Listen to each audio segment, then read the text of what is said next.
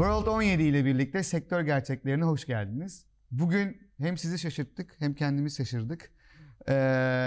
Burada Aykut Aydın Bey birlikte bir program gerçekleştireceğiz. Hoş geldiniz. Ben mi hoş geldin? Nasıl? Sen hoş geldin.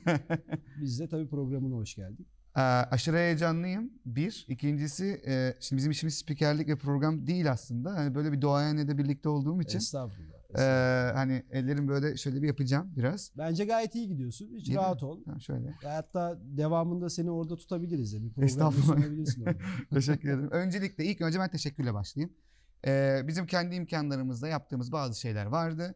Bizi bu program için buraya aldınız. Çok güzel. Yani keşke gösterebilsek burayı.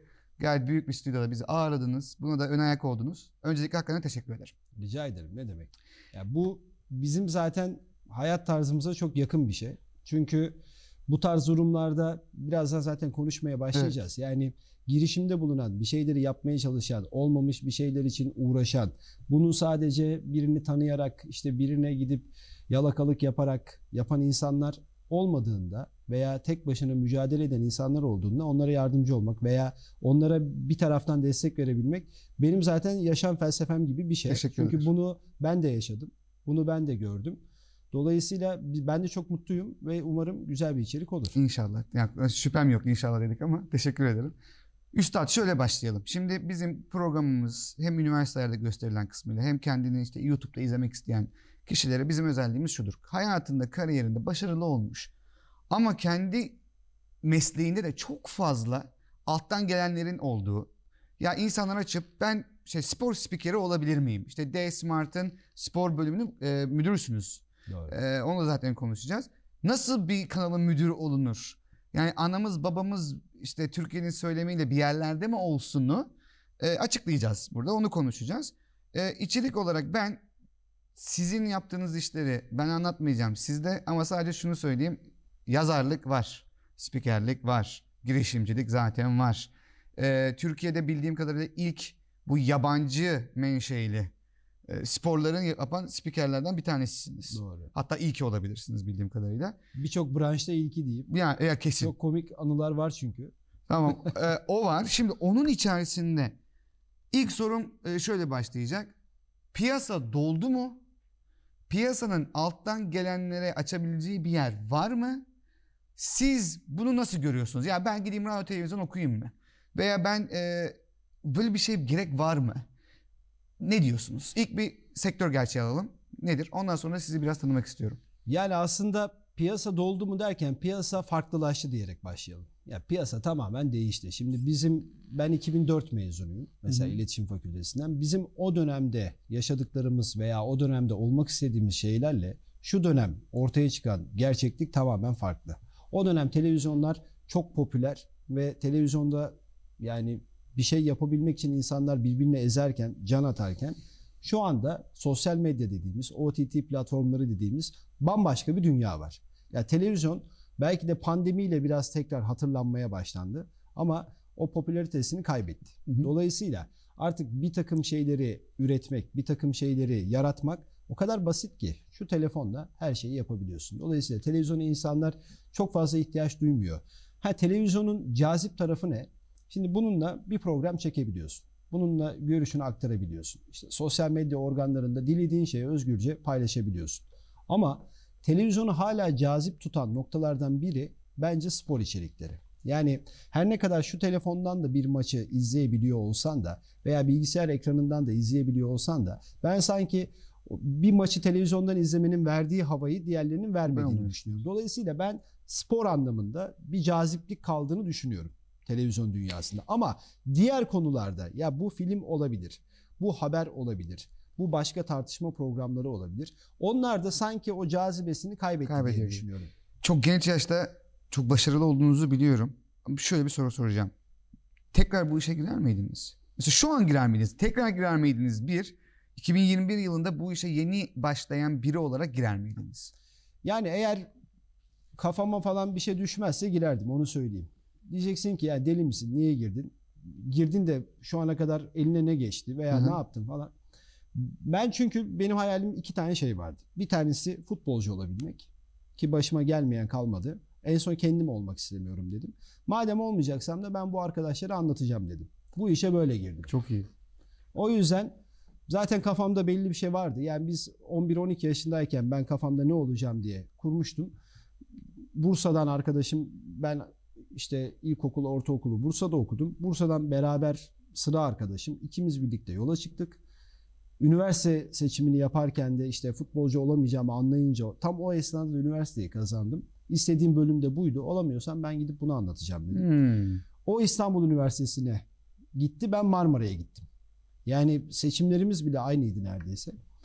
Ama o İstanbul'a gitti. Ben Marmara'ya gittim. Aynı evde kaldık. İkimiz de, o da şu anda sektörde gayet iyi bir durumda.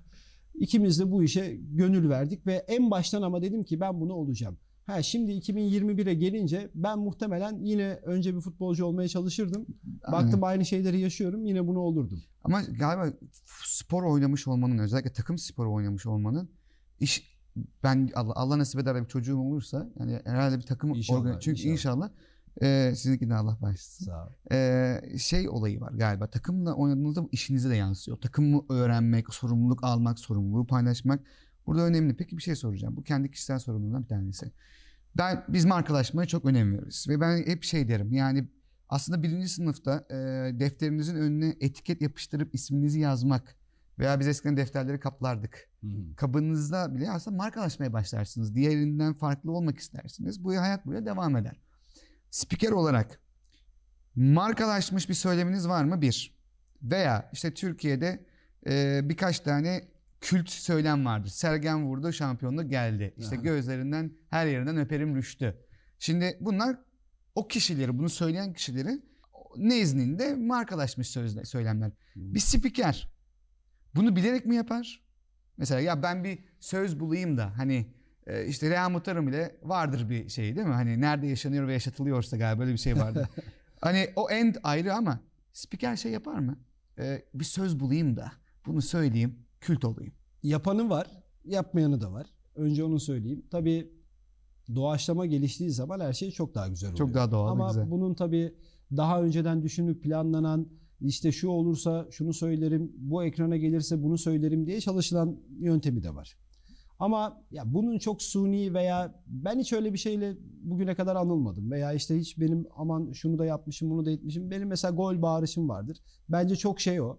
Mesela bana gelen tepkilerden görüyorum onu. Abi bir gol olsa da işte gol diye gitsen mesela. Tamam mı? Şimdi bu bence daha güzel bir şey. Şöyle daha güzel. Yani bizim anlattığımız şey, mesela bir maçsa, bu futbol maçıysa, en çok görülmek istenen ürünü nedir? Gol. Gol. Değil mi? Mesela o golü anlatırken gol demen hoşuna gidiyorsa izleyenlerin, ya zaten en büyük meyve bu. Ve onu sen güzel bir şekilde anlatıp güzel tepki alabiliyorsan bence daha fazla bir şeye gerek yok. Ama mesela çok şeyler vardır. Mesela duayen, ben bu gruba gelirken de işte ilk görüştüğüm ve beni buraya alan kişidir. Sevgili İlker Yasin. Çok önemli bir isim. Yıllarca Türkiye'nin en önemli maçlarını anlatmış. Daha sonra benim de yöneticiliğimi yapmış. Birçok kişiyi yetiştirmiş. Bir hocadır. Mesela hiç unutmam, onun şeyi vardır. Çok eskilere gitmiyorum hatta. Son dönem böyle Avrupa futbolu. Barcelona Chelsea maçı Londra'daydı. Iniesta gol atmıştı. Yani bu söylediğim işte son 15 sene içinde olan maçlar. Gol Iniesta, Londra yaslı dedi. Şimdi bak bu mesela o an bunu önceden kurabilir misin? Yok. Planlayabilir misin? Iniesta gol atacak. Gol Iniesta diyeyim de Londra'da yaslı diyeyim. Şimdi golü attı. O golle birlikte Chelsea'nin turu geçme umudu kalmadı. Barcelona onu eledi. Gol Iniesta, Londra yaslı. Bu mesela benim kafamda en çok yer eden, o diğer saydıklarının da önünde bence bir zeka parıltısı işte ve bu olduğu zaman da izleyen diyor ki boşuna İlker Yasin olunmuyor. Kitap veya okumak işte var onun içerisinde, şeyler yeni var. Yeni dönemi biliyorsun. Son dönem artık gençler o kadar kolay her şeye ulaşıp her şeyi beğenmemeye başlıyor ki. Çünkü çok fazla opsiyon var, değil mi? Ve sanki bu şeylere, bu yollara insanlar böyle gül bahçeleriyle yürüyerek gelmişler. Hiç diken batmamış ayaklarına. O kadar kolay eleştirebiliyorlar ki. Ya işte ona öyle dedi. Hocam sen bizim maçları anlatma. Artık onu görmüyorsun. Ya yılların adamlarına, 30 yıldır, 40 yıldır bu işi yapan insanlara önce önünü ilikleyip saygı duyup ne anlattığına bakmadan o kadar kolay sallayabiliyoruz ki. Bu bizim çağımızın ne yazık ki bence en büyük problemi. Çünkü artık sosyal medya dediğimiz bir şey var. Orada işte önceden Ya ben mesela yıllarca en büyük kavgaları şeyde yaptım. Dediler ki ya tıraş olman gerekiyor. Eğer ekrana çıkmak istiyorsa ben dedim istemiyorum. Ben böyle top sakallıydım o zaman da. Ben çıkarmayın beni dedim. Ben ekrana falan çık. Benim öyle hiçbir hevesim yok. Hiçbir derdim yok. Ben bu maçı anlatacağım. Beni görmeseler de olur. Bir hafta sonra shift'e baktım. Çıktım ekrana. Tıraş da olmadım. Yani top sakalım vardı. Tepki nasıl oldu? Var mıydı bir tepki? Yok gayet Yani doğru. Çünkü yani o ben yapan şeylerden biri. Veya atıyorum burada kurum derse ki ya bu kurumun gerçekten böyle bir kuralı var. Biz ekrana böyle çıkıyoruz. Ona zaten uyarım. Ama böyle kişisel egolarla vesairelerle ya işte onu kes de öyle çık falan. Şimdi bu başka bir şey. Tamam. Ama kurumun şeyine de karşı çıkalım anlamında söylemiyorum. Anladım. Sen düzgün kıyafetinle çık. İşte kravat takalım. Bunlar bence de bir kurumsal kimlik için önemli şeyler. Ama son dönemde mesela sosyal medyada şortla da çıkılıyor. Doğru mu? Sakallı da çıkılıyor. Ne bileyim işte üzerine bir şey giymeden çıkıyor adam. Evet. Bunlar gayet doğal ve bunu izleyen de var. Bunu beğenen de var. Ama eğer televizyonsan ve geçmiş dönemleri yaşamış biriysen bence en önemli noktalardan biri bu. Ya eleştirirken biraz bir bakın ne oluyor? Bu adam ne yapmış acaba? Ne etmiş? Benim en çok mesela üzüldüğüm nokta bu. Bence de. Galiba geçmişte günümüz arasında şöyle bir şey var. Eskiden televizyon toplumları şekillendirirken şimdi toplum televizyon şekillendirmeye başladı. Çünkü elindeki güçle birlikte. Tabii. Ama tabii toplum ne kadar her toplumda değişebilir. O yüzden soracağım. Üstad, ben biliyorum konuştuk ama bir D Smart Spor müdürü olmak hangi torpilleri kullandın? Torpil var mıydı? Nasıl geldin? Hep bir torpil gerekiyor ya. Nasıl geldiniz buralara? Ya sektöre nasıl girdin diye sorarsın. Sektöre nasıl girdin? Nasıl müdür oldun? Kimin torpili? Ya bu adam buralara çok da gençsiniz. Hani ya genç yaşta böyle büyük bir yerin nasıl müdürü oldunuz? Arkanızda kim var efendim? Evet hemen bahsedeyim. Benim meslekte 20 yıl geride kaldı. 21. yıla girdik. Çünkü üniversiteye başladığımda 2000'de aynı zamanda ben çalışmaya da başladım.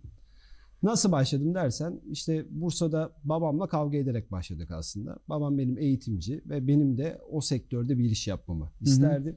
İşte Anadolu Lisesi'nde kazandık. O dönem Anadolu Liseleri tabii bu kadar fazla yoktu ve kolay erişemiyordun. Yani ben giremedim hemen mesela. İlkokuldan sonra sınava girip ortaokulda orada okuyarak böyle bir 7-8 yıllık bir sirkülasyon, bayağı da iyi bir eğitim vardı. Yani Anadolu Liseleri cazipti. Fen liseleri ve Anadolu Liseleri vardı. Dolayısıyla zaten sabah 7 akşam 4'e kadar işte bir fiil İngilizce, bir bölümünde Almanca eğitim görmüş biri olarak bütün dersleri de zaten yoğun bir hayatım vardı. Ben buna bir de spora ekledim. Çünkü futbol benim hayatımdı, tutkumdu. Hı-hı. Gidiyordum işte Bursaspor antrenmanları vesaire. Okuldan çıktıktan sonra babamdan kaçak, annemin izni olarak vesaire. Bir taraftan da o yönü götürmeye çalıştım. Çok yorucu bir hayat vardı. Evet. Yani sabah 6.30'da başlayan, akşam 10'da biten ve bu haftanın 5 günü devam eden, hafta sonu yetmeyip kendi mahalleden arkadaşlarımızla okulun bahçelerinde bulduğumuz biz eve girmeyen çocuklardık. Ya bizim jenerasyon öyleydi. Evet, şu anda mesela bilgisayar nesli, iPad nesli biz öyle değildik. Biz onları çok geç kas erimesi olacak onlarda yahu. Aynen öyle. Ama mesela biz her şeyin zorluğunu da gördük. Her şeyden nasıl kurtulabileceğimizi de gördük. Evet. Ve bunları bireysel olarak yapmaya başladık. İşte yeri geldiğinde mahallede bizden büyük biri gelip dövmeye çalıştı. Tehdit etti vesaire değil mi? Ondan nasıl kurtulabileceğini yaşayarak öğrendim. Evet. Mesela şimdiki çocuklar, ya bunu tasvip ettiğim için veya önerdiğim için söylemiyorum ama inan bana ya dışarıda mesela ayakkabısının bağcığı çözülse ne yapacağını bilmiyor. Bak böyle bir nesil var şu anda. Her şeyi kendimiz yapmayı öğrendik, kendimiz yapıyoruz. Aynen veya diyorsun. işte ailesi, annesi, babası yapacak. Çocuk da diyecek ki tamam oldu ben artık döneyim işte bilgisayarda dersime bakayım. Evet. Ne yazık ki böyle. O yüzden ben futbolcu olamayacağımı anlayınca, daha doğrusu birçok sakatlık yaşadım. Bu kolum kırıldı 13 yaşında. İyileştim, bu kolum kırıldı farklı yerlerden. Hı hı. En son ayağım kırıldı. Ayak düştü yani böyle. Ya Allah sinyali veriyor mu zaten sürekli de siz ama üçüncü de almışsınız. Ben hala uğraşıyorum ve bunların hepsi kendi takım arkadaşlarımla antrenmanda oldu. Yani böyle şampiyonluk maçında falan olmuyor bunlar. Anladım. Topa bastım, havalandım, düştüm, kolum kırıldı. Bastım, düştüm, bu kırıldı, ayağım kırıldı. Kaldım en son ya, ayak kırıldı, böyle oturdum. Ne yapsam acaba diye düşünüyorum. Mezuniyet balosu da vardı. Bak hiç unutmam o zamanları. Baloya şimdi ayağımın kırıldığını biliyorum. Baloya bir hafta var. Alçıya alsalar baloya gidemeyeceğim. Okulun ilk mezunlarıyız. Ben gitmezsem olmaz. Evet. Yani bir 30 kişilik bir teşkilat düşün. Bir kadro. Okulun babaları bunlar. ilk mezunlar. Şimdi oraya gitmeme şansı olabilir mi? Zaten 2 sınıf mezun oluyorduk. 72 kişi vardı bizim sınıfımızda. Yani 2 sınıfın toplamı, 3 sınıfın toplamı. 72 kişi mezun olacak. Elebaşlarından biri orada Yok. olmayacak. Nasıl olur falan filan. 3 gün ben gitmedim doktora. Kırık ayakta dolaştım. Evden çıkmıyorum ama. Rahmetli annem şüphelendi. Hayırdır dedi, sen birileriyle kavga mı ettin? Sen eve girmeyen adamsın. Niye evden çıkmıyorsun? Ya çok sıcak dedim. Niye çıkayım? Şöyle böyle. Neyse yanlışlıkla bir gün ayağıma dokundu. Bak sadece dokundu. O acıyı çekiyordum ben. Fırladım. Havalara fırladım yani. Bir baktık ayak iyice balon gibi olmuş. Babam gördü. Artık kırıklara alışmış. Ben dedi gelmiyorum. Sen git doktora. Hemen git alçıya aldır vesaire. Gittim aldırdım. 4 gün sonra balo günü geldiğinde hiçbir arkadaşımın haberi yok. Kendim o yarım alçıydı, daha onu tam alçıya alacaklardı. Pamuklu yerden kestim onu. Ve baktım şiş indi. Ayakkabıya girerse ayağım gideceğim baloya. Acılarını falan saymıyorum sana. Ben o baloya gittim. İşin özü. Tebrik ederim. Daha sonra annem babam da geldi vesaire. Ve o gece de sabaha kadar da ben o baloda kaldım. Orada yani ben şunu hissettim ve bunu anladım. Yani bana ne kadar zarar verse de ben bir şey yapmak istiyorsam onu yapacağım. Buna babam da karşı çıksa, annem de karşı çıksa, eğer ben onu yapabilirim diye kendimi inandırdıysam onu yaparım. Bu mesleğe başlamam da öyle oldu. O düsturla devam ettiniz O düsturla devam etti. Üniversite sınavını kazandım. Buraya geldik. İstanbul'u hiç bilmiyorum. İstanbul'da akrabalarımız var ama yani bu sektörle uzaktan yakından alakaları yok. Ben İstanbul'da işte bir okulumun olduğu muhiti öğrenmeye çalışıyorum. Taksim'den oraya nasıl giderim? İşte Nişantaşı'na falan bunları çözeyim diye geldim. Ataköy'de bir hafta kaldım. Teyzem orada oturuyordu. Bir hafta oradan geliş gidişi öğrendim. Sonra biz zaten arkadaşlarımın da buraya kazandığını öğrendiğimizde bir ev tuttuk. Beraber yaşamaya başladık. Ve ben gittim Eurosport'un kapısını çaldım. Öyle dışarıda. Evet. Sevgili Onur var. Onur Yıldız. Benim ev arkadaşım. Şimdi Beyaz TV'de programı sunar, hatta Beyaz Futbol vesaire. Onur'la birlikte gittik. Selamünaleyküm, biz geldik dedik. Siz kimsiniz dediler. Yeşilköy'de bir ofis, Eurosport. Eurogoals diye bir program vardı o zaman. Avrupa'dan futbol programı. Benim en beğendiğim program. İzledim. Yani benim bu işlere girmeme vesile olan, Avrupa'dan bütün liglerin özetlerinin olduğu, Türkiye Süper Ligi'nin de özetlerinin olduğu. Çok da mantıklı bir konsept o ya. Evet ama onda biliyorsun yayın hakları nedeniyle o bölüm sessiz geçiyordu, Türkiye Ligi'nin olduğu. Ama diğer bütün liglerin özetleri var ve ben bütün ligleri deli gibi takip ediyorum. Ben bu programı anlatmak için geldim dedim. Ya sen kimsin dediler. Ya hayırdır yani. Burası Eurosport. Burası kurumsal büyük bir yer. Bambaşka bir yer. Bir tane Eurosport News diye bir kanal var o zaman. Haber kanalı. Her 15 dakikada bir aynı haberler dönüyor. Bazı saatlerde de haberler değişiyor. Aha. Yani bir tane kayıt alıyorsunuz ve 15 Devam dakika boyunca dönüyor. 3 saat sonra yeniliyorsunuz onu.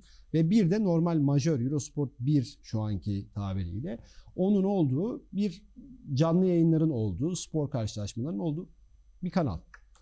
Ben dedim bu pazartesi akşamları 10'daydı o program. Ben bu programı anlatmaya geldim. Yani gülüyorlar, içeride bir kahkaha Yaş falan kaç? filan. Yaş 2000 yılından bahsediyorum. 83 doğumluyum. 17 yaşındayım. Ya üniversiteyi kazandığımda da öyleydi. Üniversiteye yeni başladım. Bir ay sonra falan işte. Ya anne yürek takviyesi yapmış küçükken, belli yedirmiş Bursa'dan yani. gelirken de moral bozukluğuyla geldim. Babam İstanbul'u kazandığımı öğrenince benim Bursa'da kalmamı istiyordu çünkü. Hı-hı. Ben dedim ki ya Bursa'daki bölümlere tutmadı benim puanım. Çok da yüksek puanım vardı. Halbuki Bursa'yı hiç yazmamıştım. Baba ben hayatta mı? tercihleri. Hayatta. Allah uzun ömür versin. Sonra anlattım. Yıllar sonra anlattım. Ha, tamam.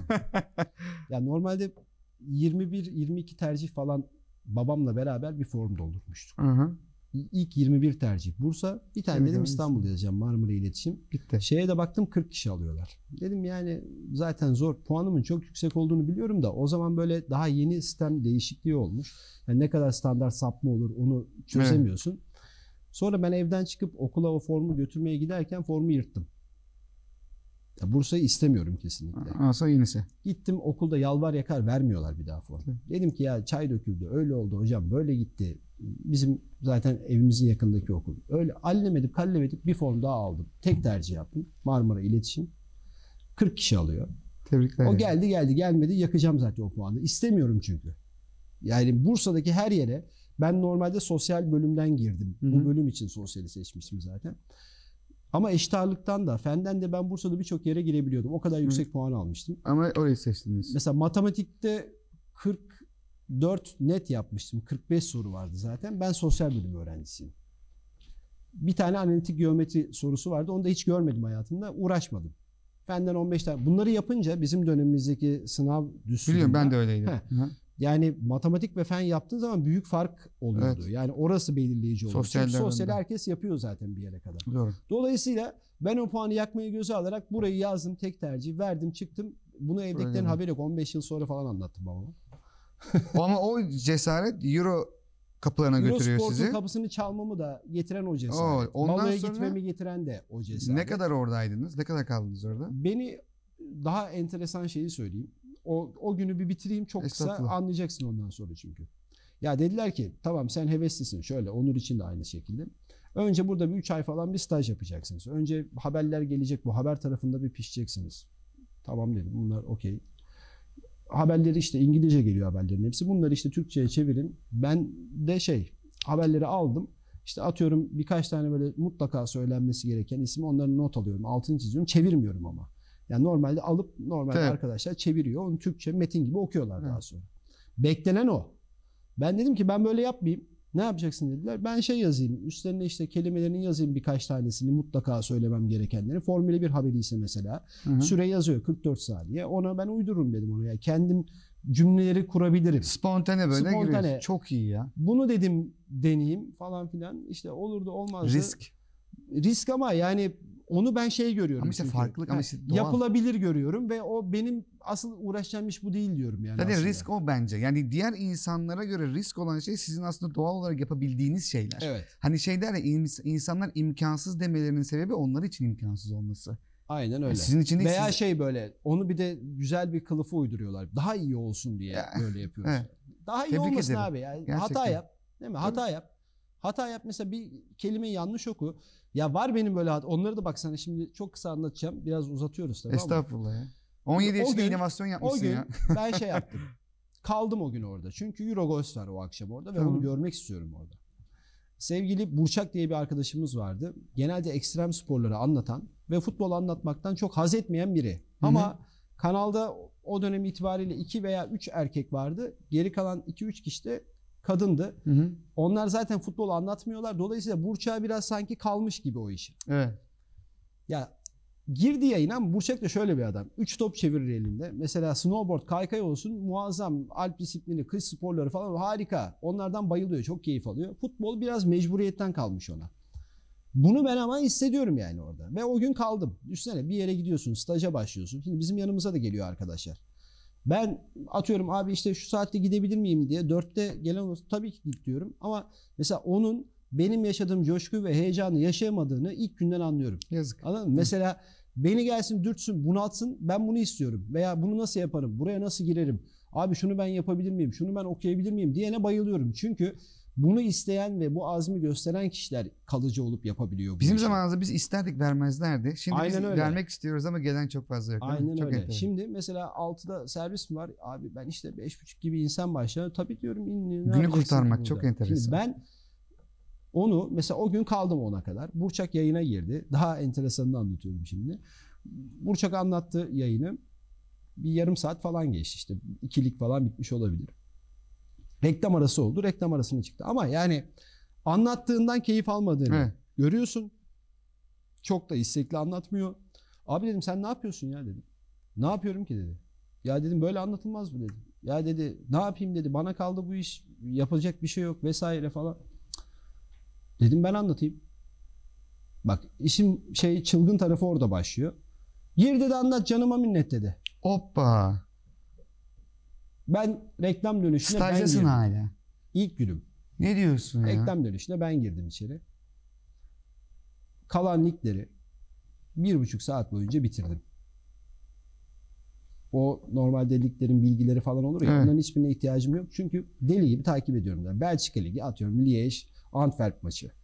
Ondan sonra MLS bilmem ne. Bütün ligler Hollanda Ligi şu. Hepsini deli gibi takip ediyorum. Ezbere biliyorum. Yayını bitirdim. Yayından çıktıktan sonra şansıma patron oradaydı. Benim önüme sözleşme geldi. Ve o zamanın parası yani bir öğrenci için hatırı sayılır bir miktarda parayla ben orada çalışmaya başladım. Çok iyi ya. İlk gün yani bize hani haberlerle şey yapan, biz makara konusuyduk aslında orada ilk gün gittiğimizde. Ama bunu yani kimleri tanıyorsun dedi ya, kimseyi tanımıyordum.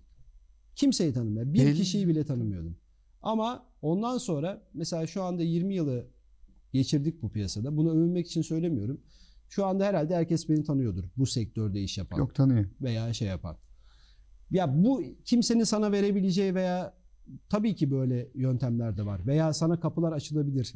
Bunlara hayır demiyorum. Veya ama gerçekten... şuraya çıkıp bunu söyleyebilmek yapamıyorsun. Böldüm böyle, pardon da yani bizim için de. Ben de yokluktan geldim yani. Ben de her zaman söylerim. Biz de halı temizliyorduk ya. Temizlikçilik yapıyordum ben de üniversitede okurken, ekstra param kazanayım diye. Her yerde söylerim. Buraya da kendim ayıp geldim. bir şey değil ki zaten. Yardım aldım tabii ki. Sizin gibi insanlar, yani tanıdıklarımız dediler ki Edem gel bir parça %0.5.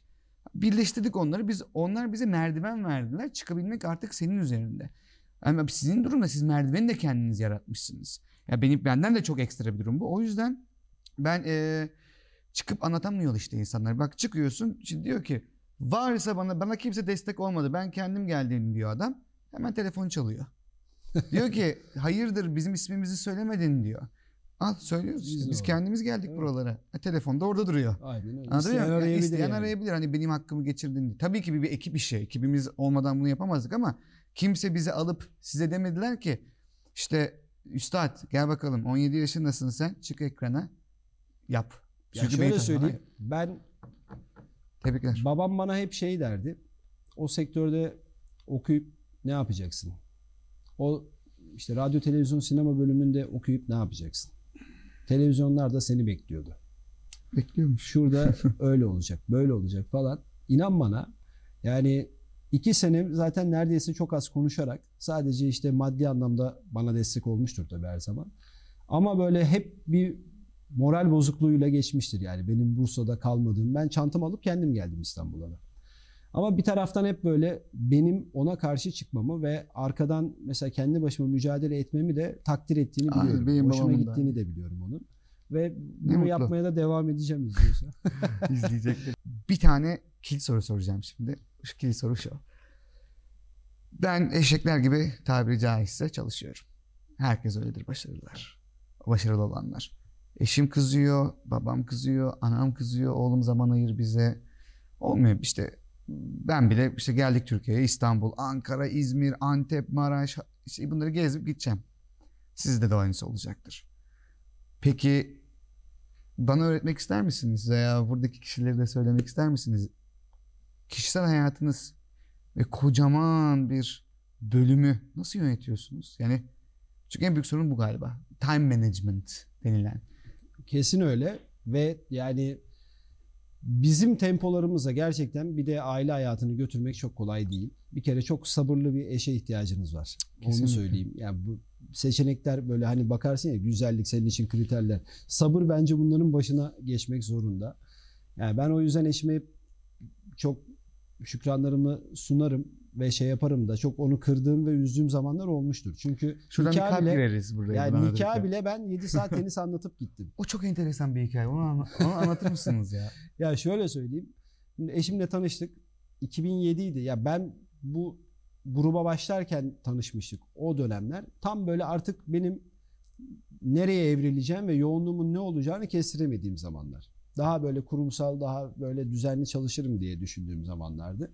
Ama öyle olmadı. Çünkü öyle bir yük bindi ki bizim üzerimize bu D-Smart döneminde ve o 2011-2012 sürecinde, yani hem NBA, Formula 1, Şampiyonlar Ligi, Avrupa Ligi ve programların çok yoğun olduğu, hafta sonları işte İtalya Serie A yayınlıyoruz. Ya her dakika canlı bir şey var. Her dakika canlı bir organizasyon var ve burayı içeride götürdüğümüz prodüktöründen tutun da spikerine vesaire toplam 15 kişiyiz. Şimdi bunu yapmak için biraz çılgın olman gerekiyor. Tabii dışarıdan destek alıyoruz. Özellikle aynı anda maçları olduğunda spiker arkadaşlarımız geliyor. Ama onlar benim her an böyle burada tuttuğum kadrolu adamlarımız değil. Fakat yine de sağ olsunlar geliyorlar, bize destek veriyor. Ama işin başında durman gerekiyor. Çünkü Galatasaray, Fenerbahçe, Trabzonspor, Beşiktaş o dönem bu takımların hepsi Avrupa'da daha iyi durumdalar ve hafta içinde bir tane zaten onların en azından maçı var. Evet. Yani salı günü böyle bir maç olduğunda bir kere bir ekip şeye gidiyor. Ya stada gidiyor, oradan yapıyor bu canlı yayını. Yurt dışındaysa yurt dışına gidiyor. Ne oluyor? Geriye aynı anda oynanan 8 tane maç var. Bir tanesini orada veriyorsun majör kanalında, 7 tane maç kalıyor. O 7 maçın anlatılması lazım. 7 maçın prodüksiyonu yapılması lazım. Düğün gününe denk geldi. Düğün gününe denk gelmedi. Şöyle bu yoğunlukta bizim bir de tenis turnuvalarımız vardı. Tamam. Şimdi tenis benim zaten Eurosport kökenli olduğumuz için bilmem gereken başlıca sporlardan biri. Ve onu ben şey gibi, çerez gibi görüyorum. Yani futbol maçları bu yoğunluğun içinde hafta sonu Fed Cup, Davis Cup, işte milli takımlar, kadınlar, erkekler, bunları ben anlatırım dedim. Ya ne olacak yani, şey yaparız. Orayı dedim ben idare ederim. Şimdi planlama yapıyorum. Salı, çarşamba, perşembe Avrupa Ligi'nde şöyleydi bizim tempomuz. 20 seansı ve 22 seansı vardı eski sirkülerde, UEFA sirkülerinde. Şimdi 20'de işte 19'da ben programı açıyorum stüdyoda. 20'de bir maç anlatıyorum. Bitiyor 22.05'te başka bir maç anlatıyorum. Bunların hepsini bitirip saat 12'de stüdyoya girip günün değerlendirmesini yapıyorum. Bunları yaptıktan sonra da ertesi sabah 9'da buraya gelip normal spor gündemi programını sunuyorum. Eşiniz hiç şey demiyor mu? Sen evde hiç konuşmuyorsun. Eşim beni görmüyor zaten. Ama eşim uyuyor. Evde konuşan biri misiniz peki? Bu kadar konuşmanın içerisinde. Yok, evde çok sakinim. Aynen. Kalmıyor. Evde hiçbir şey kalmıyor abi. Zaten genelde böyle bir diziye falan başlarsın ya, böyle çok nadir zaman buluruz mesela. Hemen ilk bölümünün sonunda uyuyakalmalar. İkinci bölüm başlarken sen bize vakit ayırmıyorsun. Ama biz şimdi onları bayağı aştık çünkü o kadar çok şeyi yaşadık ki ve atlattık ki. Bu Şampiyonlar Ligi döneminde bir de bizim ufaklık o dönem dünyaya geldi. İşte Allah bağışlasın. 2013 Aralık doğumlu. Ya bizim en şaşalı zamanda bir de Deniz geldi dünyaya. Yani ve o dönem Bahçeşehir'de oturuyorduk. Daha böyle yeni bahçe katı olsun da rahat edelim falan filan diye. Biraz da depremden korkumuza biz normalde Beşiktaş'ta oturuyorduk. Daha yeni bina olsun diye o tarafa gittik. Kaçtık 2 arkadaşımızla birlikte. Ya ama orası böyle benim eşim de Beşiktaş'ta çocukluğunu orada geçirmiş, orada büyümüş, bütün arkadaşları orada. Biraz yalnız kaldı. Şimdi ben de yokum. Düşünsene, haftanın 5 günü maçlar nedeniyle neredeyse eve gidemiyoruz. Ya eve gittiğimde zaten onlar uyuyor oluyorlar. Sabah kalktığımda onlar yine uyuyor oluyorlar. Yokluğunu hissetmek için sesini dinliyordur televizyonda. Ama bir taraftan da ona destek olmak lazım. Tabii. Bebek büyütüyor. Düşünsene ya. Bir de apayrı bir yere götürdük. Sabır işte. Tek başına kaldı orada. Bayağı badireleri atlattık aslında. Ama bu işte nikah, daha bunun öncesinde nikaha giderken bu Davis Cup, Fed Cup falan tenis maçları anlatıyorum. Ya evi tutarken yanında olamadım. Eşyaları alırken 10 dakika yanına gittim. Dedim ki bir merkeze buradan dedim girelim, 10 dakikaya ne istiyorsan alalım çıkalım. 10 dakika falan sürdü. Bütün her şeyle o uğraştı sağ olsun. Devamında işte nikahtan önce tenis bitmiyor. Ya sen ne istiyorsan imza at. yok ki, futbol maçı gibi değil. Ya 90 dakika diyelim bitsin. Evet. Hadi 7 saat tenis maçı sürer mi? Sürdü, bana denk geldi o gün. Nikaha zor yetiştim. Gelmeseydin dedi. Dedim yani neredeyse gelemiyordum zaten de. Nadal çok uzattı. Neyse oradan bir şekilde o işi yaptık. Nikah, düğün Bursa'da oldu. Bursa'ya gidebildik ama. Ama dönüşünde şöyle oldu. O zaman işte direktörüm var, dedi ki haftaya dedi yine Şampiyonlar Ligi, Avrupa Ligi var. Tamam, düğün pazar günü yapıldı. Ne olur dedi, gel bu haftayı atlatalım, bir hafta sonra gidin balayına dedi. Biz Bursa'dan düğünü yaptıktan sonra gece döndük buraya. Ben pazartesi günü yine o Şampiyonlar Ligi o saydığım mesaiyi yaptım. Bir hafta sonra artık Eylül sonlarıydı. Biz işte bir şey yapacağım, atıyorum Antalya'ya gittik bir otele. Yemin ediyorum bir hafta boyunca yağmur yağdı. Daha orada zaten başladı söylenmeye haklı olarak. Ben dedim ya yapacak bir şey yok, bizim işimiz bu. Ama en başından hayatının ne olacağını, işinin sana getirdiği zorlukları ona anlatıp onu da buna alıştırdıktan sonra eğer hala seninle evleneceğim diyorsa demek ki tamam, bu iş yürüyebilir. Şu Ateşten anda da, gömlek ya. şu anda biraz daha iyiyiz ama yine çok yoğunuz. Ama artık o da daha çok alıştı ve benim kadar maç izliyor. İşte bizim iddia programımız var. İddia oynayabilecek kadar profesyonel bir durumda artık. Dolayısıyla anlaşmamız Yüzüm daha yüzüme baka baka diyoruz. Aynen öyle. Hocam çok vaktini aldık. Ben 3 tane hatta aslında konuğumuzun sonuna geldik. Bizim şöyle bir toparlama yapacağım. 20 yaşındaki ki 17 yaşındaki sen ile karşılaşsan 3 kelime istiyorum. Ne derdin? Yani bazıları der ki, yani biraz tüyo vereyim. İşte yılma, işte şöyle 2 tane de olabilir, 5 tane de olabilir. Ne derdin? Eski sene. Bir bu. İkincisi de ki bunun cevabını aldık ama bunu yapmasaydım başka bir iş yapardım. Son böyle birkaç şeyle ondan sonra da kapanışı alalım. Var mıdır? Benim 17 yaşımdaki halime tavsiyem mi? Evet. Gitti karşına duruyor çocuk. Ne derdi? Bir kere aferin derdim. Hı hı. Ben çünkü severim öyle. Ya bana böyle biraz farklı, çılgın, değişik ama bunu yaparken de ne yapacağını anlatabilen ve beni ikna edebilen birine bir aferin derdim. Ve devam derdim herhalde. Devam. Bu Devam olduğu derdim. gibi. O zaman şöyle alayım istediğim sorunun cevabını. En büyük hatan nedir? Veya keşke yapmasaydım dediğin sektörde.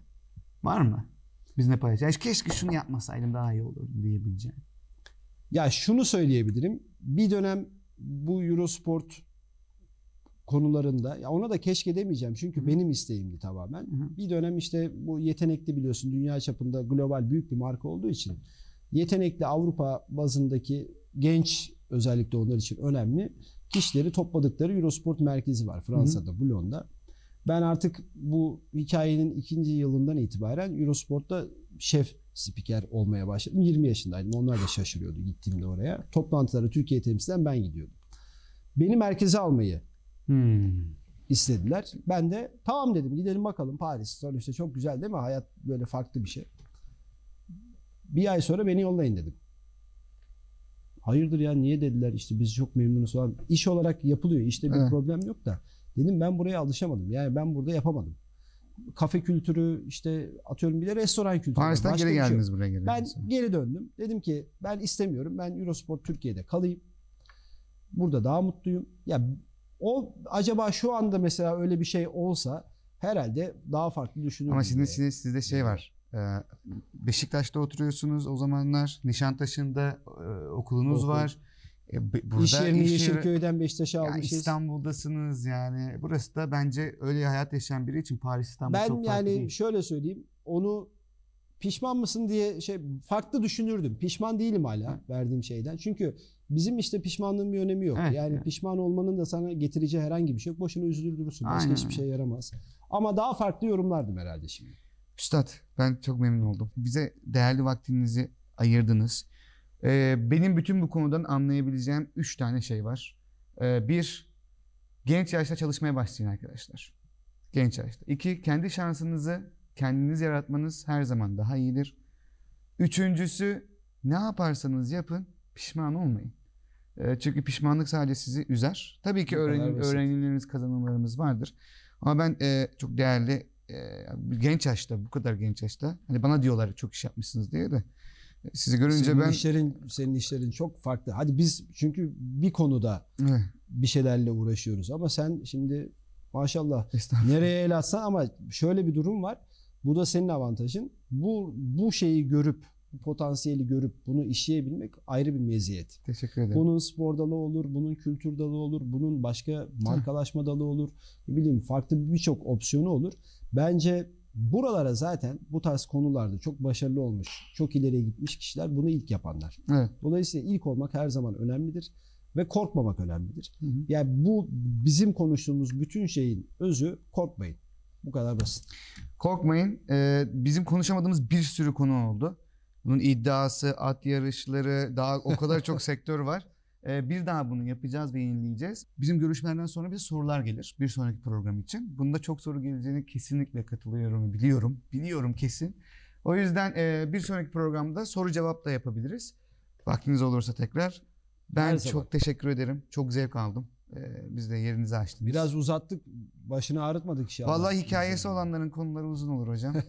O yüzden bir de bizim işimiz çene olduğu için yani beni bırakırsan bir sabaha kadar burada anlatırım. Yapalım hocam. Bir gün canlı yayın yaparız. Herkesi uyutanırız. Devam ettiririz. Ben katıldığınız için tekrar teşekkür ederim. Word 17 ile sektör gerçeklerine bugün burada noktayı koyuyoruz. Benim için de çok farklı bir deneyim oldu. Aslında şeyi öğrendik hep beraber. Nereden geldiğinizin hiçbir önemi yok. Şehriniz, ırkınız, diliniz, istediğiniz zaman ve risk aldığınız zaman, aslında biraz da kendinize güvendiğiniz zaman aslında her şeyi yapabiliyorsunuz. Risk alın. Bu risk sizi belki futbolcu yapabilir, belki bir kanalın bir bölümünün müdürü yapabilir. O yüzden umarım buradan size güzel bir şeyler çıkartabiliriz ve çıkartabilmişizdir. İzlediğiniz için çok teşekkür ederiz. Hocam var mı söylemek istediğiniz Yani bir şey? çok güzel kapattın. Belki futbolcu yapabilir. Belki bir yönetici yapabilir. Belki bir şey yapabilir ama şuna emin olun. Vicdanınızı o kadar rahat yapar ki. Ben bunu da denedim ama olmadı. Ben bunu da uğraştım olmadı. Ama mutlaka olacağı bir şeyi de bulacaksınız böyle düşündüğünüz. Katılıyorum. Teşekkür ederim hocam. Ben teşekkür ederim. Görüşmek dileğiyle. Esen kalın efendim.